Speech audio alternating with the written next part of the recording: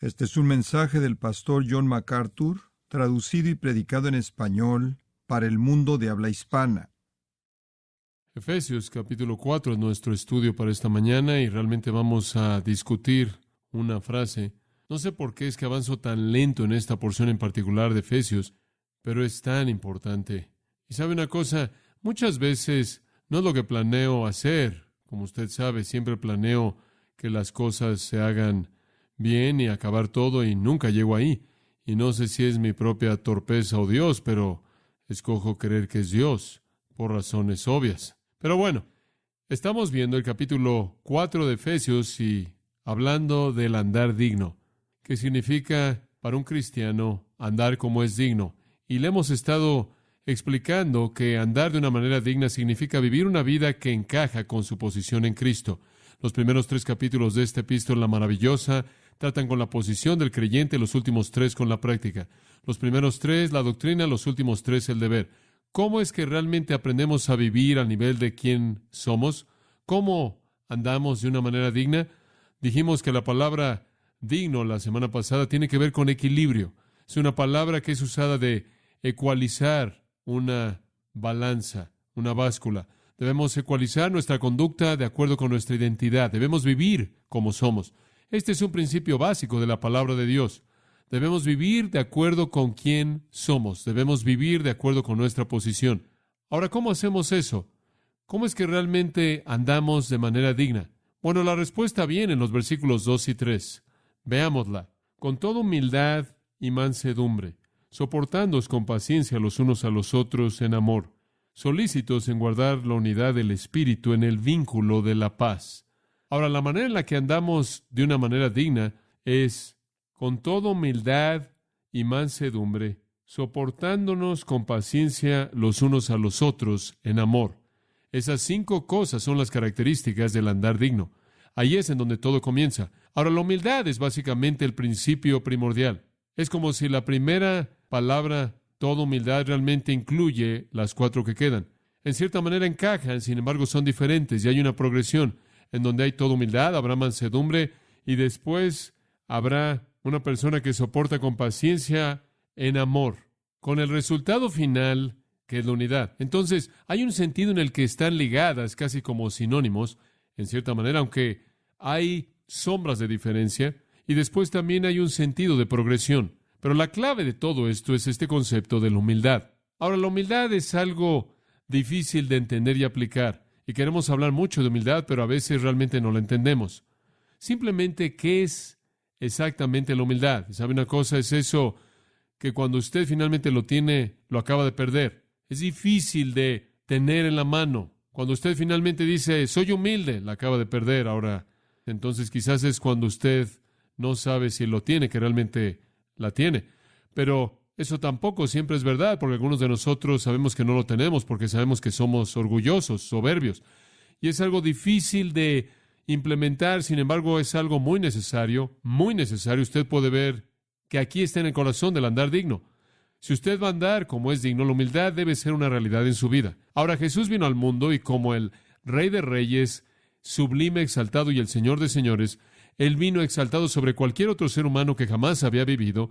Y sin embargo, el apóstol Pablo dice en Filipenses capítulo 2 que Él se humilló a sí mismo y adoptó la forma de un hombre y adoptó la forma de un siervo y se humilló a sí mismo. Entonces, inclusive el Señor Jesucristo fue humilde.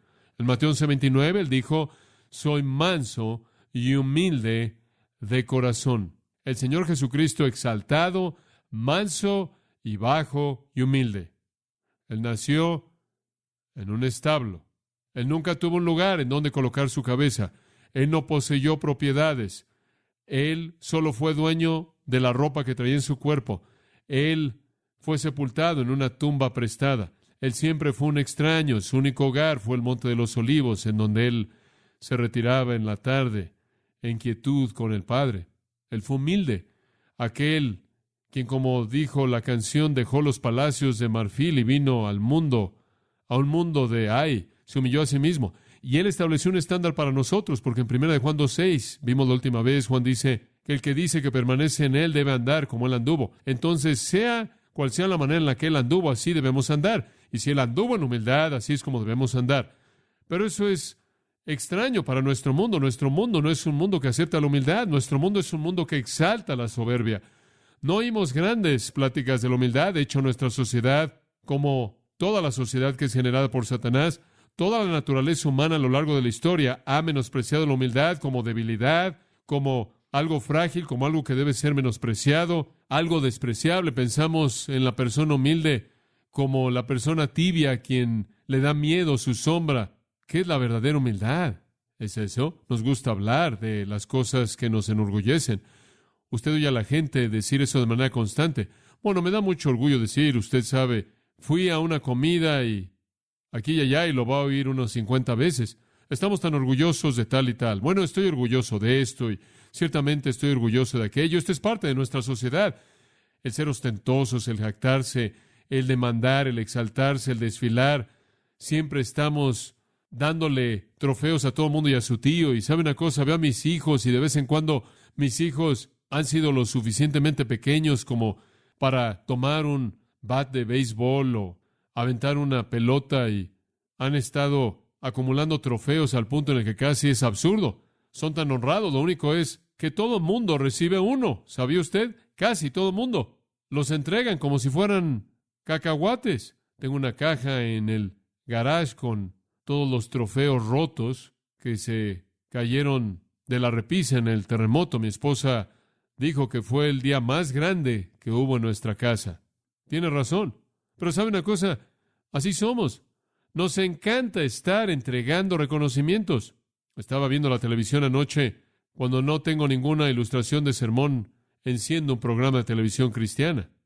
Y no todos ellos, pero algunos de ellos particularmente, estaban hablando de los premios Paloma, los nuevos premios cristianos Paloma, que ahora se entregan al cristiano sobresaliente de esto y sobresaliente en aquello y demás, y entonces realmente acumulamos reconocimientos. Somos muy orgullosos por naturaleza, inclusive en el cristianismo. Ahora hemos encontrado una manera de jactarnos de manera legítima. Simplemente nos entregamos reconocimientos por todo. Es algo triste. ¿Sabe una cosa? ¿Sabe quién es el hombre más famoso, el más popular en el mundo entero en la actualidad? Por encuesta, Mohamed Ali, el hombre más popular en el mundo. ¿Sabe cuál es su frase famosa? Yo soy el más grande. Esa es una exaltación de sí mismo. Eso es típico en nuestra sociedad. Decimos, bueno, tú sabes, tenemos que pensar positivamente. Oímos a cierto predicador en la televisión decir todo el tiempo, usted tiene que reconocer que puede hacer lo que quiera. Usted es el más grande. Y mi hijo, quien no es tan inteligente, dice, bueno, ciertamente no puedo hacer todo. No puedo sacar 10 en matemáticas. No siempre funciona así. Dios nos ha llamado a la humildad, pero nuestro mundo nos inunda de manera incesante con orgullo. ¿Sabe una cosa? Que el orgullo fue el primer pecado jamás cometido. ¿Sabía usted eso? Fue el primer pecado jamás cometido. Fue el orgullo. Y fue cometido por un ángel llamado Lucifer, quien decidió que se exaltaría a sí mismo por encima de Dios. Léalo en Isaías 14 y Ezequiel 28. La historia entera en ambos textos es, seré. Lo dice 5 veces y Dios dijo una vez, no. Lo expulsó del cielo. El orgullo fue el primer pecado. Seré exaltado, me exaltaré, me levantaré a mí mismo. Y en Proverbios 11:2 la Biblia dice, cuando viene el orgullo, viene la vergüenza, pero con los humildes está la sabiduría. En Proverbios 18:5 dice, todo aquel que es orgulloso de corazón es una abominación a Jehová. En Proverbios 18:16, el orgullo viene antes de la destrucción y un espíritu soberbio antes de una caída. En Proverbios 11:4 dice, una mirada alta, eso es lo externo, y un corazón orgulloso, eso es lo interno, es pecado. La humildad siempre es la virtud de los justos y el orgullo es siempre la mentalidad de los injustos. Y es una tristeza para el alma de cualquier persona que conoce a Jesucristo, debería hacerlo, ver a cristianos involucrados en orgullo, involucrándonos en él. Nunca olvidaré que tuvimos una reunión en mi casa una noche y todos los alumnos de seminario estuvieron ahí, de Grace aquí, estábamos teniendo una plática maravillosa, como lo hacemos con frecuencia en mi casa. Estaba sentado allí en la chimenea, sentado ahí, platicando, y estaban haciendo preguntas. Y uno de los alumnos muy serio me dijo, John, ¿cómo es que finalmente venciste el orgullo?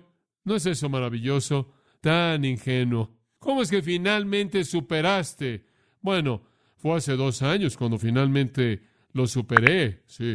Y nunca ha sido un problema desde ese entonces. Es tan maravilloso ser constantemente humilde. De hecho, es simplemente glorioso. ¿Cómo es que finalmente superaste el orgullo? No sé cómo decirles esto. No he superado finalmente el orgullo. Es una batalla diaria, ¿no es cierto? Diariamente. Satanás lo mantiene frente a nosotros continuamente. Pero simplemente para que tenga la perspectiva de Dios, acompáñeme de regreso a Isaías capítulo 2, versículo 11, o más vale que regresemos al versículo 10.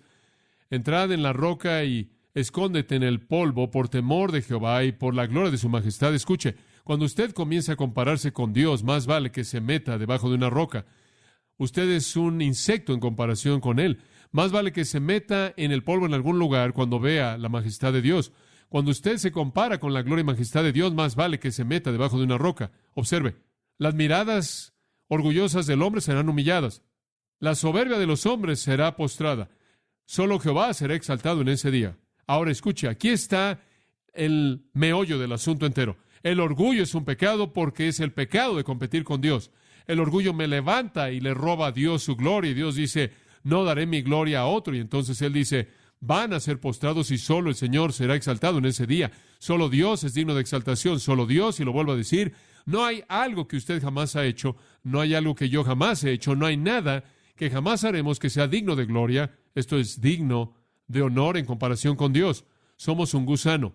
Debemos meternos en el polvo y escondernos debajo de una roca. Eso es lo que Él está diciendo. Porque el día de Jehová de los ejércitos será sobre todos. Versículo 12 dice, todos los que son orgullosos y soberbios, todo aquel que es exaltado y será rebajado.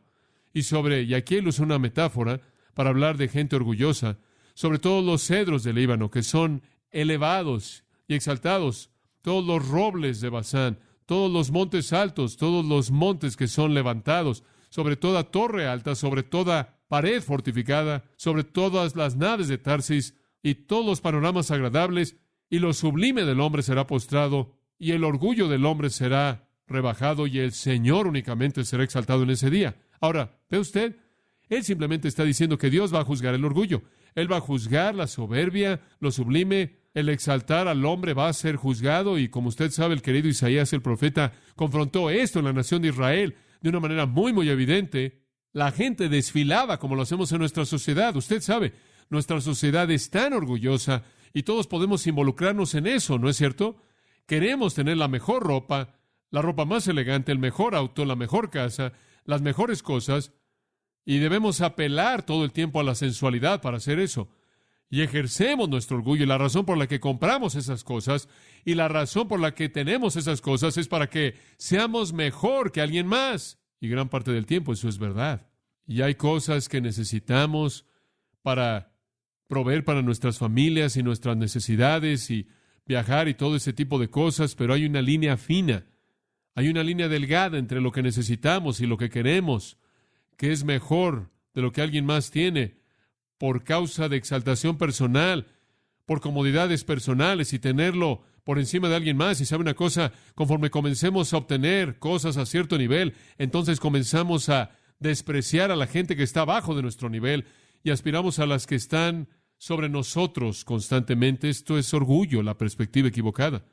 Se manifestó a sí mismo en el día de Isaías, en el capítulo 3, versículo 16, en maneras muy específicas. Y aquí Él confronta a las hijas de Sión, las mujeres en Israel. Él dice, son soberbias, caminan con cuellos erguidos. Ahora, eso es más que una buena postura. Eso es simplemente esa soberbia. Eso es enseñorearse sobre la gente por cómo se ve. Caminan con ojos saltones, y de hecho el hebreo dice, con ojos pintados. Ahora, no entren en pánico, damas, eso está aquí en la Biblia. Dice que caminan con cuellos estirados y ojos pintados, caminando y moviéndose conforme caminan. La idea es que simplemente se mueven. Estas mujeres eran orgullosas, jactanciosas. Véanme, me veo toda arreglada, buscando llamar la atención. Inclusive colocaban campanillas en sus pies. Eso es en caso de que no hubiera suficiente para llamar la atención a usted. El ruido llamaría la atención. Y para ver lo que sucede en el versículo 17, vea, Jehová azotará con costra la corona de la cabeza de las hijas de Sión y descubrirá sus partes secretas. Dios va a dejar caer una espada a la mitad de ellas. Bastante serio. En aquel día Jehová quitará la osadía de sus tobillos con campanillas, sus adornos en la cabeza, sus adornos como la luna. Aparentemente estaban usando algunas cosas, alguna especie de collar alrededor de sus cuellos que se veían como media luna, los pendientes, los brazaletes, los velos, los atuendos en la cabeza, los cintos, lo que llevan en los brazos, las cajas de perfume, los amuletos, los anillos en el dedo, literalmente en hebreo, y los anillos en la nariz. Ahora noté que eso inclusive está viniendo en nuestra sociedad. Ahora veo a mujeres con un anillo en sus fosas nasales. Las túnicas de festival, los mantos, las bolsas, los espejos en la mano, los atuendos de lino, eso tiene que ver con ropa interior especial. Y los sombreros o turbantes y los velos. Ahora dice usted, oh, lo entiendo. En el versículo 18, bueno, esto definitivamente es un retrato de una actitud. No necesariamente dice que alguien que tiene alguna de estas cosas tiene esa actitud, pero la gente que tiene esa actitud la manifestaba en la abundancia de este tipo de cosas. Hay una pérdida de simplicidad, hay una pérdida de lo que es propio, hay un exceso. Y sucederá en el versículo 24 que en lugar de fragancia dulce habrá putrefacción, en lugar de un atuendo una cuerda, en lugar de un cabello peinado, calvicie, en lugar de una túnica se vestirán de cilicio, en lugar de belleza. Tus hombres caerán por la espada. Tampoco están sin culpabilidad. Como puede ver, aquí había una sociedad que era una multitud de personas que querían llamar la atención.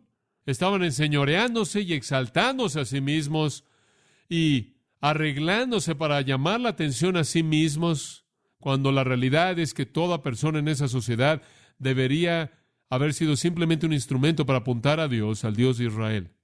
Al final del libro de Jeremías, Jeremías habla de algo de la misma actitud. En el versículo 31, he aquí estoy contra ti, oh soberbio, dijo Jehová, Dios de los ejércitos, porque tu día ha venido, el tiempo en el que te castigaré, y los más orgullosos se tropezarán y caerán, y ninguno lo levantará, y encenderé un fuego en sus ciudades, y devorará todo lo que le rodea. Y el Antiguo Testamento cierra con el pequeño libro de Malaquías, un libro tremendamente importante. El cuarto capítulo, el último capítulo del Antiguo Testamento comienza de esta manera, porque aquí viene el día que quemará como un horno, y todos los orgullosos, sí, y todos los que hacen impíamente serán hojarasca, y el día vendrá que los quemará, dijo Jehová de los ejércitos, y no les dejará ni raíz ni rama. Cuando usted llega al Nuevo Testamento, usted oye a Santiago en el capítulo 4, versículo 6 decir, Dios resiste a los soberbios y da gracia a los humildes. Y usted oye a Juan decir, porque todo lo que hay en el mundo, los deseos de la carne y los deseos de los ojos y la vanagloria de la vida, no vienen del Padre, sino del mundo, y el mundo pasa y sus deseos. Dios está en contra del orgullo. Dios resiste a los soberbios. Dios está a favor de la humildad. La humildad, como dije y lo he dicho, es la virtud de los justos. A lo largo de las Escrituras ni siquiera tenemos tiempo de comenzar con toda Escritura que trata con la humildad, pero escuche unas cuantas. Proverbios 15:33 dice, antes de la honra es la humildad. Proverbios 22:4, por humildad y el temor de Jehová son riquezas, honra y vida. Proverbios 27:2, alábete el extraño y no tu propia boca. Eso es bastante práctico. Y si usted llega a tener la idea de que usted es algo excepcional, Isaías 51:1 le dijo a esa misma generación de personas en Israel, mira la roca de la que has sido cortado y el agujero del foso de donde fuiste escarbado. ¿Se te ha olvidado de dónde veniste? Si usted tiene alguna tendencia a ser soberbio, regrese a Efesios capítulo 2, versículos 1 al 3, y lea acerca de que usted estaba muerto en delitos y pecados, caminando según la corriente de este siglo, conforme al príncipe de la potestad del aire, el espíritu que ahora opera en los hijos de desobediencia. Lea en donde usted fue guiado por los deseos de la carne y de la mente, y los deseos de la carne eran las cosas que lo motivaban a usted, y era por naturaleza un hijo de ira. Recuérdese quién es usted cuando usted quiera ser orgulloso. La humildad es un ingrediente básico para toda bendición espiritual. Antes de cualquier honra es la humildad. Los proverbios tienen razón. Dios únicamente bendecirá a los humildes. ¿Sabe una cosa? Pienso que algunas veces olvidamos cuán importante es esto. Todo pecado, no me importa cuál sea, tiene como raíz el orgullo, la soberbia. Debido a que todo pecado es un desafío de Dios y su derecho de ser Dios y de tener santidad, Todo pecado es soberbia. Y realmente creo que algunas veces luchamos con lo periférico y nunca nos enfocamos con lo medular. Por ejemplo, hay familias que tienen problemas. Sus hijos tienen problemas, mamá, papá, marido y mujer tienen problemas. Y quizás un hombre tiene problemas en su trabajo y hay personas simplemente con muchos problemas y algunas veces vienen y preguntan cómo hago esto, dame un mejor método para alcanzar a mi familia, cómo preparo una devoción familiar o cómo hago esto, cómo hago que mi familia se arregla y se corrige, cuando el asunto real es simplemente soberbia, porque nunca habrá unidad en la familia, nunca habrá honra en la familia, nunca habrá la gracia de la vida en la familia, nunca habrá felicidad en la familia hasta que haya humildad en la persona involucrada. No me importa lo que usted haya hecho por el Señor, no me importa si usted ha fundado iglesias, fundado misiones, ha tenido grandes ministerios, ha ido a la iglesia toda su vida, haya leído su Biblia y orado. Si usted nunca ha andado en humildad, usted no conoce lo que es andar, un andar digno. Eso es lo que Dios nos está diciendo, porque el andar digno comienza con toda humildad. Usted ni siquiera puede ser salvo sin humildad. En Mateo capítulo 18, Jesús dijo, a menos de que os hagáis como niños, no puede entrar en el reino de los cielos. Y después Él dijo, debes humillarte a ti mismo como este pequeño. Usted ni siquiera puede ser un cristiano a menos de que venga en humildad. Hasta que usted venga a Dios y diga, soy un pecador y no merezco nada y no soy digno de nada, no puede ser salvo. Usted no puede ir a la presencia de Dios y decir, Dios soy yo, ¿te acuerdas? Del que has oído tanto. Aquí está mi conferencia de prensa. Tengo mi título de maestría, mi doctorado y tengo un mérito de benevolencia de tal. ¿Se da cuenta? No. Usted se acerca a Dios en humildad como un pecador. Esa es la única manera de ser salvo. No hay otra manera de entrar en la familia de Dios y no hay otra manera de caminar en la familia de Dios una vez que está ahí. Esa es la única manera. Ese es el único estándar. En Lucas capítulo 18, y creo que es el versículo 13, se lo leo, no necesita buscarlo. Y el publicano dijo, recuerda, el publicano y el pecador en el templo. El publicano, estando de lejos, no levantaba sus ojos al cielo, sino que se golpeaba el pecho diciendo, Dios, sé propicio a mi pecador. Os digo, dijo Jesús, este hombre descendió a su casa justificado antes que el otro, porque todo aquel que se exalta a sí mismo será humillado, y el que se humilla a sí mismo será, ¿qué? Enaltecido. La humildad es el estándar de la salvación. Ahora regresemos a Efesios y veamos el texto mismo. Ahora sabemos que la Biblia enfatiza la humildad por encima de la soberbia. Y no es fácil en nuestra sociedad, realmente no lo es. Y sabe una cosa, veo nuestra sociedad y veo la tentación en mi propia vida, simplemente apilar continuamente cosas que me exaltan y me levantan. ¿Sabe una cosa? Tener un mejor esto, una mejor casa, un mejor auto, mejor ropa, o más reconocimiento, o cosas más lujosas, o de una u otra manera, en cierta manera, para elevarme. Y después usted tiene la mentalidad de que comienza a menospreciar a la gente que está debajo de usted. Tan mal, tan equivocado, y usted pierde la bendición de Dios. Usted no anda de manera digna, usted no va a conocer su bendición. Entonces Él nos llama al andar digno. En el versículo 1, Él dice, os ruego, realmente, yo pues preso en el Señor, os ruego que andéis como es digno de la vocación con que fuisteis llamados. Ese es el llamado al andar digno. Ahora, esta mañana quiero compartirle las características del andar digno. Las características del andar digno. Y no puedo cubrir todas, hay 5 de ellas. Vamos a ver solo una esta mañana. Las características del andar digno. Ahora, quiero que entienda algo conforme vemos esto en los versículos 2 y 3. Él dice, ahora van a andar como es digno. Y todos nosotros estamos diciendo, muy bien, quiero andar como es digno. ¿Cómo? Aquí Él dice, muy bien, aquí están 5 maneras, 5 claves. Humildad, mansedumbre, amor que soporta y unidad. Esas son las 5 características de un andar digno. Y la meta de todo esto, versículo 3, es la unidad del Espíritu. Ahora, lo más importante que Pablo quiere que sepamos es que Dios quiere unidad en la iglesia. Él quiere unidad en la iglesia. La unidad de los creyentes es crítica. Los primeros 3 capítulos de Efesios lo enfatizaron. Somos un nuevo hombre, un cuerpo, una familia, una casa, una habitación del Espíritu. Este énfasis tremendo de que judío y gentil son uno en Cristo. Todos somos uno, muy importante. Y es importante debido a esto. En Juan 17, versículos 21 al 23, Jesús oró al Padre. Y Él oró una oración muy explícita. Esto es lo que Él dijo. Padre, oro porque todos sean uno, como tú, Padre, en mí y yo en ti, que ellos también sean uno en nosotros. ¿Por qué? Para que el mundo pueda creer que tú me has enviado. Versículo 23. Yo en ellos, tú en mí, para que sean perfectos en unidad, para que el mundo pueda saber que tú me enviaste. En otras palabras, el concepto entero de que Cristo es el Hijo de Dios está encerrado en la unidad de la iglesia. ¿Lo ve? Esto es, conforme somos uno, manifestamos Cristo al mundo. ¿Sabe una cosa? El mundo es todo discordia. Todo en el mundo es una falta de armonía. El mundo es toda enemistad y antagonismo y amargura y resentimiento e individualismo. Todo mundo busca lo que es para él. Y si en medio de eso hay un oasis de unidad hermosa, hay un oasis de unidad hermosa, hay una armonía de paz en un grupo de personas, el mundo va a ver y va a decir, ¿qué es eso? Y ahí es cuando podemos decir, esto es lo que Jesucristo puede hacer. Y van a decir, entonces, Él debe ser alguien de algún lugar, fuera de este mundo, porque nadie en este mundo jamás podría hacer eso.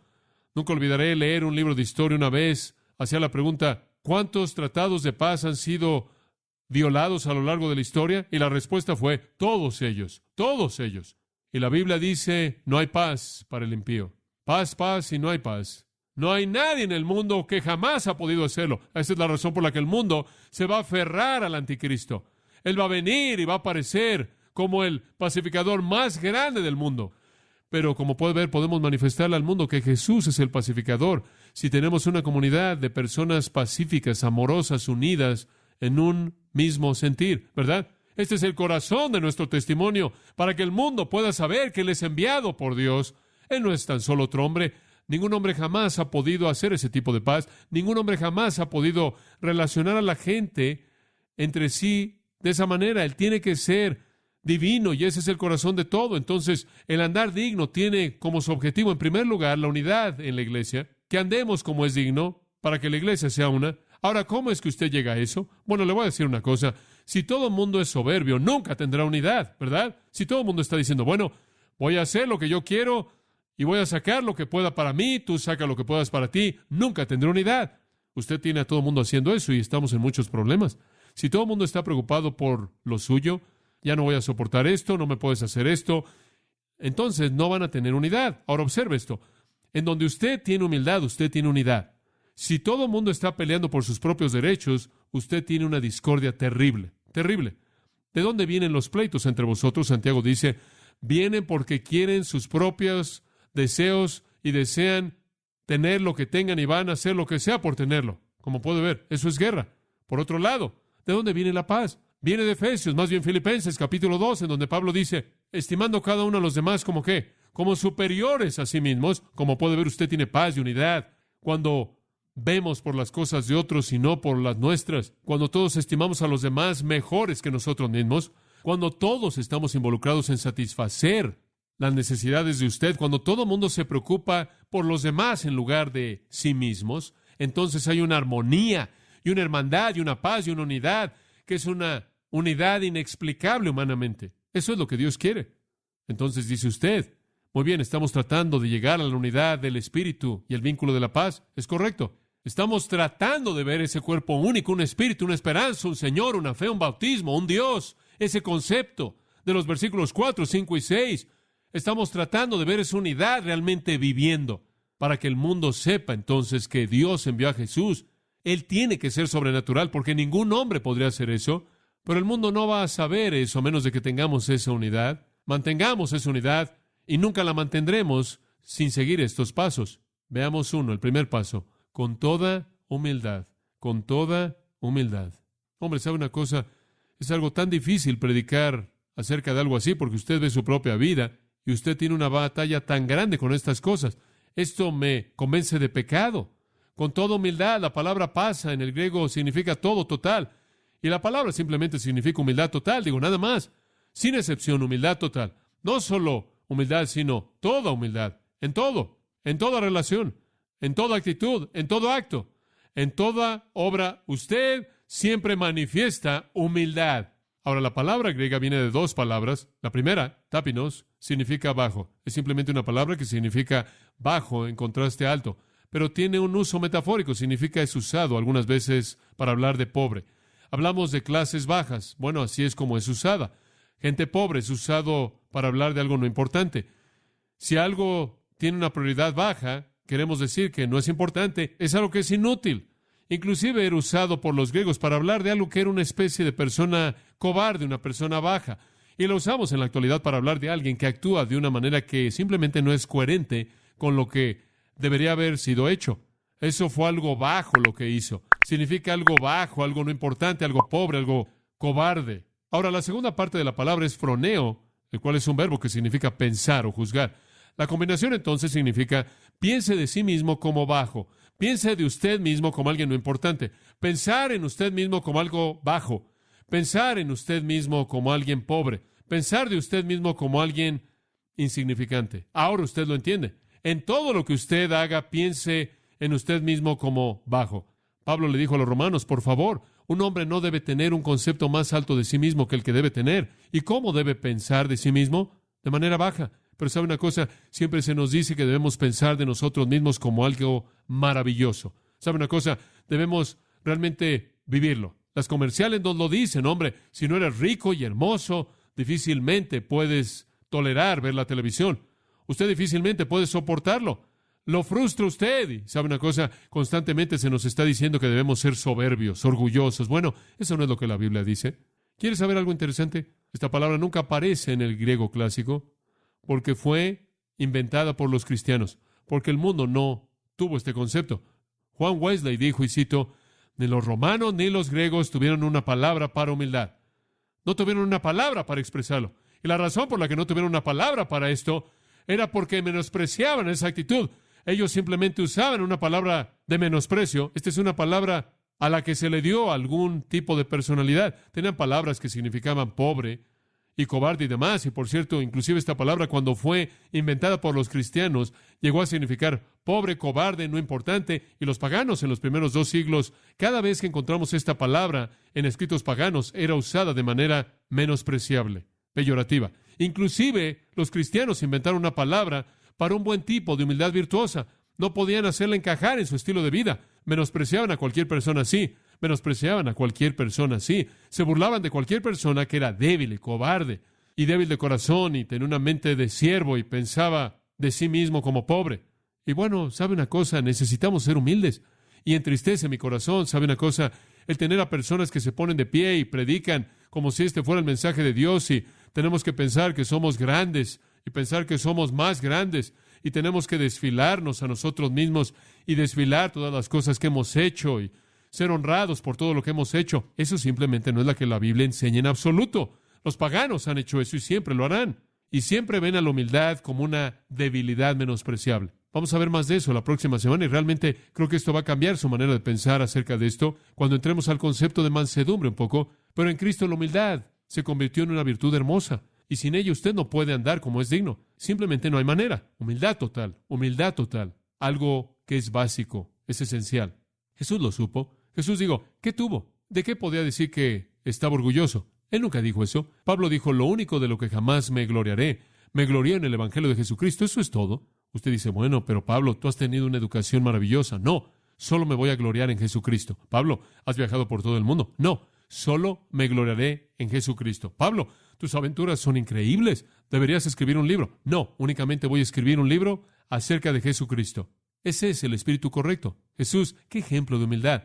Él fue varón de dolores. Mateo 26, Él se entregó a sí mismo. Juan 6, Él fue odiado sin causa. Juan 15, Él no tuvo hogar. Mateo 8, perseguido. Juan 15, traicionado. Mateo 26, Él fue condenado. Mateo 20 nos dice. De nuevo nos dice que fue entregado. En Lucas 18 nos dice que fue menospreciado.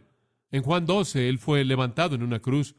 En Marcos 10 nos dice que se burlaron de Él. En Lucas 22 fue contado con los criminales. En Mateo 16 dice que fue matado. Él fue humillado y debemos andar como Él anduvo.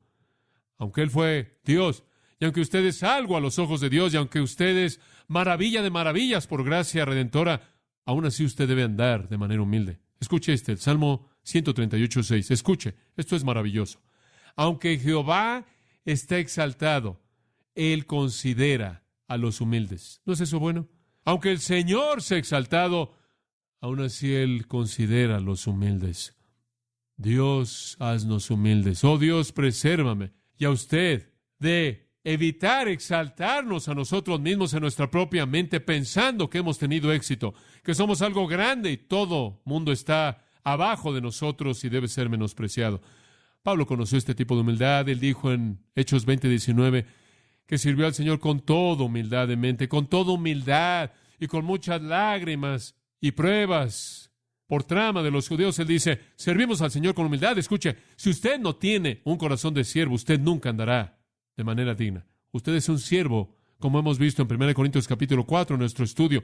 Usted es un esclavo de tercer nivel de galeón, un juperete, nada más que un remero de tercer nivel en una nave, en un barco. Usted no tiene importancia fuera de que usted hace una contribución al lugar al que va. Y como cristiano, lo único que usted tiene es una contribución en base a su esfuerzo para cumplir la meta que Dios está alcanzando, y eso es para su propia gloria. Pablo dijo, yo soy lo que soy por la gracia de Dios. Él dijo, fui blasfemo, perseguidor, pero Dios me tuvo por fiel, poniéndome en el ministerio. Yo, quien soy el primero de los que, pecadores. Él sabía lo que era sufrir.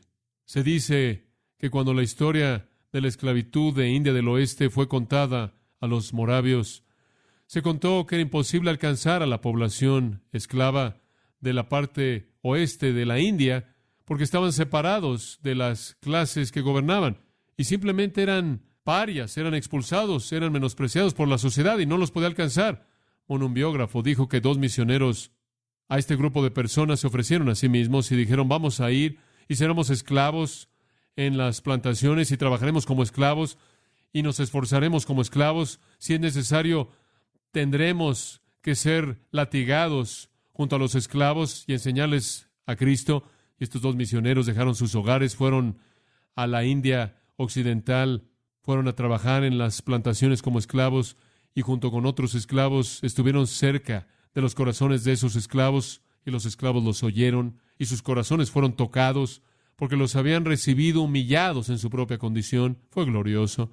Y sin embargo, el ejemplo de Cristo fue infinitamente más grande que ese, ¿no es cierto? Él se humilló a sí mismo y se volvió uno de nosotros. Él nos rodeó con sus brazos de amor. Él nos trajo a su propia comunión, nosotros que éramos esclavos de pecado. ¿Sabe una cosa? La Biblia nos da algunos ejemplos grandes de humildad. Pienso en Juan el Bautista. ¿Sabe lo que Jesús dijo de él en Mateo 11:11? Él fue el hombre más grande que jamás vivió. Entre los que han nacido de mujeres, no se ha levantado uno mayor que Juan el Bautista, el hombre más grande que jamás vivió. Ahora, ciertamente él debió haber recibido algún reconocimiento, el reconocimiento del hombre más grande que jamás vivió. Quizás él lo pudo haber tenido. El premio Mateo 11:11. Bueno, él dijo, es necesario que él crezca y yo debo que mengüe. Él dijo, él es el verbo. Yo solo soy la voz. Y yo no soy digno de desatar la correa de su calzado. María, cuán humilde fue María, la hermana de Marta. La vemos 3 veces sentada a los pies de Jesús. Y usted tiene la idea de que Marta estaba ocupada tratando de presentar una gran comida para que todo el mundo dijera, Marta, lo volviste a hacer. Jesús dice, Marta, Marta, tienes la prioridad equivocada. El orgullo puede manifestarse de esa manera. Pienso en los escritores de los evangelios. Estaba pensando en eso esta semana. ¿Alguna vez ha notado cómo los escritores del registro de los evangelios podrían haber dicho, y claro, yo estuve ahí con Jesús y realmente se hubieran exaltado? Pero ¿saben una cosa? Hay casi un escondite hermoso de ellos en sus evangelios. Por ejemplo, Mateo, cuando Mateo se presenta a sí mismo en su evangelio, y él es el único que dice Mateo el publicano, él exalta a la persona menospreciada que él fue. Y él no se menciona a sí mismo habiendo hecho una comida tremenda y habiendo invitado a todos sus amigos a conocer a Jesús. Él hizo una fiesta evangelística enorme cuando iba a seguir a Jesús, pero él nunca lo menciona. Lucas escribe acerca de eso. Mateo nunca escribe de eso. Mateo no va a decir nada acerca de las cosas que él ha hecho. Y después Marcos, sin duda alguna, escribió bajo la tutela de Pedro. Marcos refleja la perspectiva de Pedro. Y siempre me ha parecido interesante que Marcos no incluye 2 de las cosas más grandes que jamás le sucedieron a Pedro. Número 1, el caminar sobre agua. Y número 2, el incidente de tú eres el Cristo, el Hijo del Dios viviente, y te doy las llaves del reino. Y todo esto, esas están ausentes de Marcos. Pero ¿sabe usted lo que está presente en Marcos? La reprensión de Pedro, la caída de Pedro. ¿Se da cuenta? Y pienso en Juan. Juan, quien escribe un evangelio de 21 capítulos y ni siquiera una vez menciona su nombre. Humildad, humildad. Guthrie ha escrito, los edificios más grandes, las torres más altas, las construcciones más sublimes reposan sobre cimientos profundos. La seguridad misma de dones eminentes y gracias preeminentes yacen en su asociación con la humildad profunda. eran peligrosas sin ellas. Los hombres grandes necesitan ser buenos hombres. Miren, dice él, un leviatán en el mar, con su barco poderoso, con mástiles, llevando una nube de lienzos, como ella se mantiene estable sobre las olas y camina derecha sobre las aguas que giran, como una vida que se regula a sí misma de manera inherente. Cuando se mueve el maíz y los árboles se están inclinando, y las olas giran con espuma ante el relámpago y rompen en truenos en la playa. ¿Por qué es que ella no es derribada en su mástil y es enviada a las profundidades? ¿Por qué? Porque de manera invisible, debajo de la superficie, hay un casco enorme que le da su equilibrio y hace que se mantenga derecha en medio del agua, la mantiene estable, navegando, y en el vientre de un mar que está hinchándose. Inclusive, así también, dice él, para preservar al santo de manera recta, para preservar al santo derecho y mantenerlo seguro de caer, Dios le da equilibrio y le da un casco, dando al hombre a quien él ha dado capacidades sublimes, la gracia correspondiente de una humildad proporcional. Fin de la cita. Es correcto. ¿Y qué es la humildad? Permítame cerrar con esto. ¿Qué es? Dice usted. Sé que es lo correcto, John. ¿Y qué es? Le voy a dar 3 cosas. En primer lugar, una conciencia de sí mismo. En primer lugar, la humildad comienza con una conciencia de sí mismo. Es tan importante. Bernard dijo, y cito, la virtud por la cual un hombre se vuelve consciente de su propia indignidad. La humildad comienza con verse de cerca a sí mismo de manera honesta. ¿Y sabe una cosa lo que yo creo que eso involucra? Diariamente, ahora escuche esto, diariamente, cada día de su vida, una confesión abierta, honesta de pecado delante de Dios. Usted puede disfrazar quién usted es en realidad. Usted puede jugar y convencerse a sí mismo de que usted es algo maravilloso y nunca ser honesto consigo mismo. Pero somos, 1 de Juan 1 dice, somos los que constantemente estamos confesando nuestros pecados. Somos como Pablo quien dice, soy el primero de los pecadores. Somos los que nunca alcanzamos, pero proseguimos hacia la meta. Pero usted nunca llega ahí, debe reconocerlo. Cuando usted se vea tentado a ser orgulloso, recuerde quién es. Usted no ha llegado donde debe llegar, no se engañe. Usted no está ahí, usted no lo ha hecho todo, usted no lo ha cumplido. Una conciencia apropiada de usted mismo. ¿Y sabe usted cuál es el problema que enfrentamos todo el tiempo? Cuando tropezamos con quién realmente somos, cuando nos comparamos con otras personas, porque siempre podemos encontrar a personas peores que nosotros. ¿Sabía usted eso? Bueno, no estoy tan mal, velo a él. Solía usar eso con mi mamá. Ella siempre se preocupaba por mis calificaciones en la escuela. Llegaba a casa con una C y ella decía, Johnny, no deberías sacar una C. No hiciste tu mejor esfuerzo. ¿Por qué sacaste una C? Bueno, mamá, 10 niños sacaron una D. ¿Se da cuenta? Eso es típico. Como puede ver, siempre hay un estándar más bajo. Usted siempre puede encontrar a alguien a quien usted conoce. Y así es en el hogar. Su esposa, usted sabe, lo está molestando un poquito acerca de algo y usted dice, bueno, ¿sabes una cosa?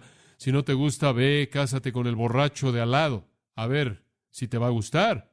Usted siempre puede encontrar algo peor que usted. Y sabe una cosa, usted puede pensar que es el mejor pianista hasta que tiene que tocar un concierto con Rubinstein. O usted puede pensar que es el mejor golfista hasta que se le pide jugar con Jack Nicklaus. O usted puede pensar que hizo un gran trabajo al pintar. ¿No es maravilloso que también pintó la sala hasta que se pone al lado de Rembrandt? Digo, usted siempre puede encontrar a alguien para que usted se vea bien. Y ese es el problema. ¿Sabe usted lo que tiene que hacer? Tiene que enfrentar consigo mismo de manera honesta delante de Dios. Segundo de Corintios 10 le da el principio en el versículo 12. Pablo dice, escuche, no nos atrevemos, escucha ahora, no nos atrevemos a hacer de lo que nos comparamos a nosotros mismos con aquellos que se recomiendan a sí mismos. Dice usted, hombre, ¿no somos maravillosos? Usted sabe, hombre, son los que se recomiendan a sí mismos. Son los del número que se recomiendan a sí mismos. ¿Y sabe cómo lo hacen? Se miden a sí mismos por sí mismos y se comparan a sí mismos entre sí mismos. ¿Lo ve? Usan su propio criterio inventado por ellos para evaluar lo que son y realmente nunca son honestos. La humildad es quitarse los lentes de color rosa del amor propio y ver que usted no es nada más que un pecador indigno. Eso es humildad. Ahí comienza. Y estos falsos apóstoles, en 2 Corintios 10, estos falsos apóstoles estaban entrando aquí a la ciudad y diciendo, tenemos la verdad más grande, somos el nuevo grupo, escúchenos, somos los grandes héroes. Aparentemente se estaban llamando a sí mismos superapóstoles.